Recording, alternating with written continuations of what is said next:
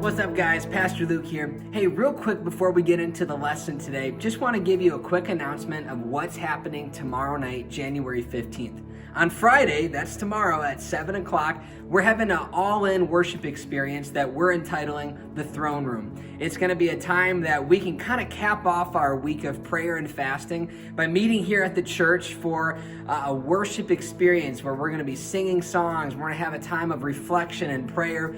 We've invited a couple of musicians from local churches. We have a handful of worship teams that are going to be playing throughout the evening. And we want you to be a part of it. And so if you will, set aside that time tomorrow night at 7 o'clock. Meet us here for our Throne Room worship experience.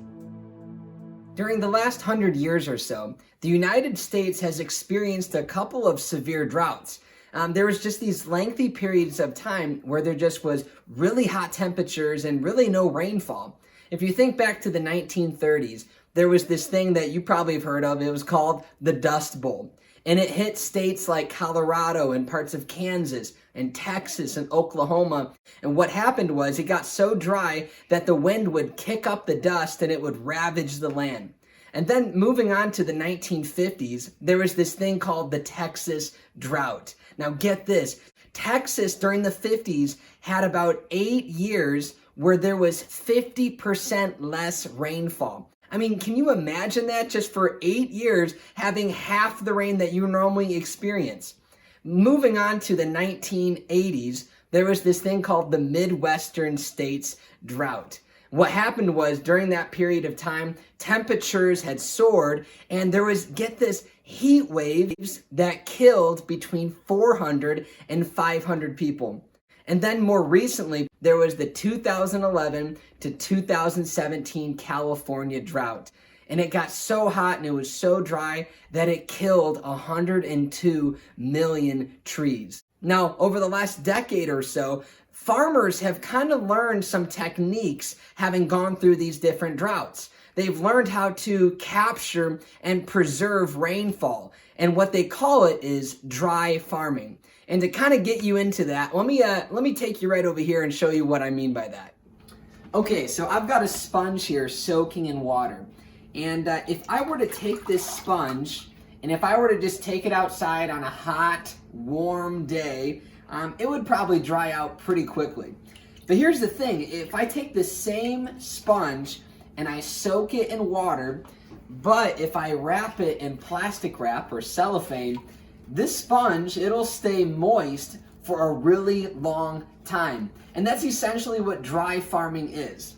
The farmers, they will plow deep underground the surface and they'll pull up all this water that's below, that's inaccessible. When it rises to the surface, it will probably dry out pretty quickly. But what they do is they take this huge tractor with this roller and they roll over the top of the soil, which makes it super compact. And all that water gets deeply entrenched into the soil. In other words, it kind of acts like the plastic wrap. It seals all the moisture into the soil so that it will last them through the entire drought. And that's what dry farming is. And so there's these certain measures that a farmer will take to last them through a drought. But here's the problem. We've all experienced a drought. And it's not just the ones with really bad weather. There are these periods of our life where we go through like a spiritually dry season where maybe you find yourself being complacent or you're lacking intimacy with God. But then there's these things called a losing season. And that's where you experience things that get taken away from you. Maybe it's the loss of a loved one or a loss of income or the loss of a job.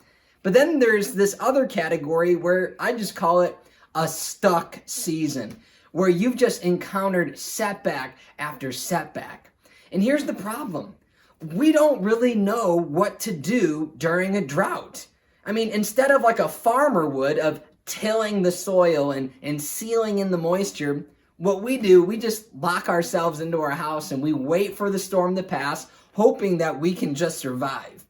And you're just barely hanging on, and we'll be praying these prayers to God like, please just take this drought away. Maybe you've even experienced this during this quarantine or COVID-19 where you're just like, God, take it all away. Change my situation. Make it stop. But here it is. Like, perhaps God is trying to teach us something that can only be learned during a drought.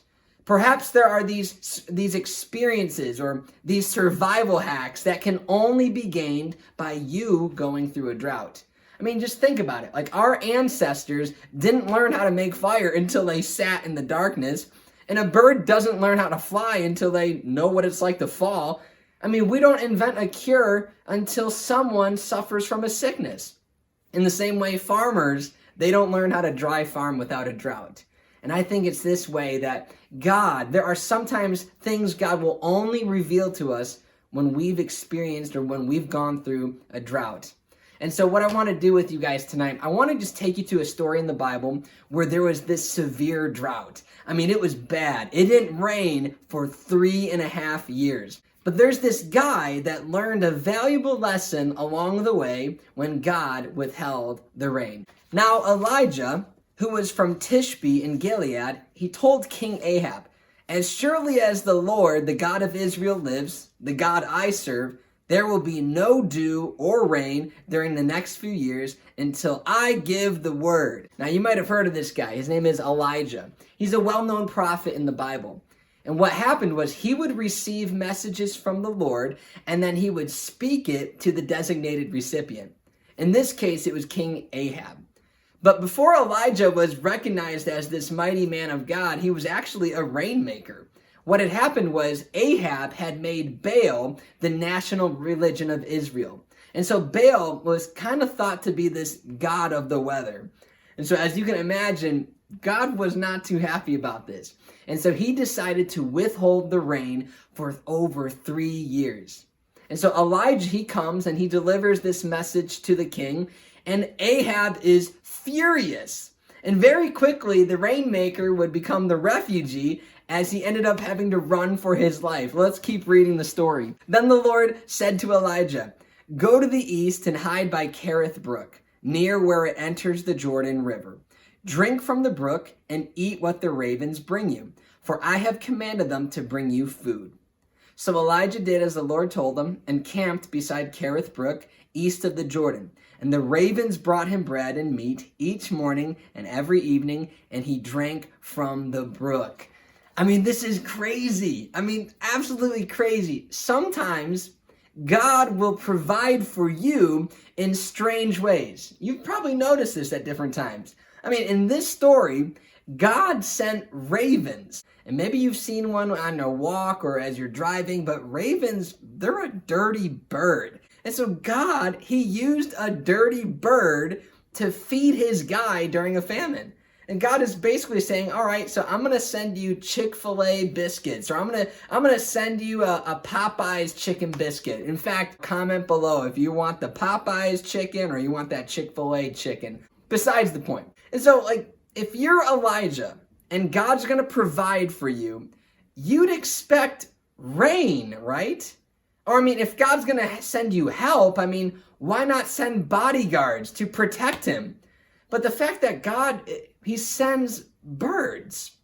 And I don't know about you, but when you're going through a dry season, when you're feeling stuck or when you're feeling disconnected from God, God might provide for you in a different way to get your attention. You know, and sometimes we try to limit God, and we only want him to provide for us in a certain way. But what we got to do, you got to remember, God is creative. And he just might supply for you in a different way when you're going through a drought. Maybe you're going through a difficult season even right now. And so for Elijah, God ends up bringing food for him at this river, but eventually the river dries up and the story continues. Here's what happens. Then the Lord said to Elijah, "Go and live in the village of Zarephath, near the city of Sidon. I've instructed a widow there to feed you." So he went to Zarephath. As he arrived at the gates of the village, he saw a widow gathering sticks, and he asked her, "Would you please bring a little water in a cup?" And as she was going to get it, he called to her, "Bring me a bite of bread, too." But she said, "I swear by the Lord your God that I don't have a single piece of bread in the house, and I have only a handful of flour left in the jar and a little cooking oil in the bottom of the jug. I was just gathering a few sticks to cook this last meal, and then my son and I will die." I mean, this is really unusual because in the Old Testament, widows were on the bottom of the social ladder. I mean, they were nobodies. And as it turns out, this widow doesn't even have enough food for her family, let alone Elijah. Elijah comes knocking on the door. I don't got any food for you. So why on earth would God send Elijah to a widow when she doesn't have any food? And he does it during a drought. There must have been a reason that God would have done this. And here's what I want you to take home with you today. And it is this. During a drought, God might send you to someone with a greater need. Let me say that again. During a drought, during a difficult season, wherever you might find yourself, God might send you to somebody with a greater need. What happens with Elijah, by sending him to this widow, he was able to kind of put his circumstances into perspective. He's like, okay, I'm getting fed by these dirty birds, but this lady, she's about to die. I mean, have you ever noticed something? Like when you're dealing with a drought or you're going through a tough season, you tend to forget about the people around you. You kind of put up these blinders in a way because you're so focused on you. And what ends up happening is we look on to the next place or the next chapter, and we often overlook and we look past the people that God has put right into our life for this very moment. It's because it's easier to focus on our stuff rather than think about other people's stuff. During this quarantine, I worked a couple hours at Kroger, and I was kind of grumpy about it initially. I didn't like that I was doing it, but I just wanted to get out. I wanted to be around people, and I would have to wake up at like 5 a.m. to go do this job. And, the people I was working with, they were cranky. Overall, it was not the greatest experience at times. And I started to complain and mutter and groan. But you know what? In the middle of it, I began to come into relationship with this guy who worked at the store. And we would work together nearly every day. And he became a close friend of mine. And I started to understand more of where he was coming from and the struggles that he was going through. And what I ended up doing is I started to realize, okay, like, you know what? I'm grumbling and complaining right now. I'm going through my own thing. But this guy is going through a whole whirlwind of emotions. He's going through a really difficult season, and he doesn't even have God to fall back on like I do. And it really did put my problem into perspective. And I really do think that God sent me to somebody with a greater need to put my need into perspective. But more than that, he put me into his life so that I could serve him, so that I could be a blessing to him. And that's what I think was happening in this story with Elijah. I think God was trying to get Elijah's attention. He's like, look, you're not the only one with a need. And so Elijah, he encountered this widow, and he started to realize that she needs a miracle. Now look what God does. There will always be flour and olive oil left in your containers until the time when the Lord sends rain. In other words, like, you will have enough food to last you through the drought.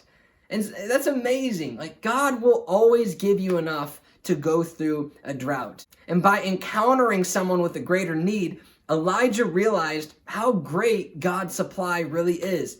He can provide for me, and he can provide for her, and he could provide for her son, and all sorts of other people. And that God would even use me in this miracle, it's amazing. And so what I want you to remember is tonight, no matter where you might find yourself, whether you're kind of just feeling stuck or complacent or anxious or discouraged, whenever you go through a dry season, it kind of is easy to look past other people and just look at your own need. But I'm telling you, if you start to look around, you'll start to notice all of these miracles that are just waiting to happen, where God can use you to meet their need.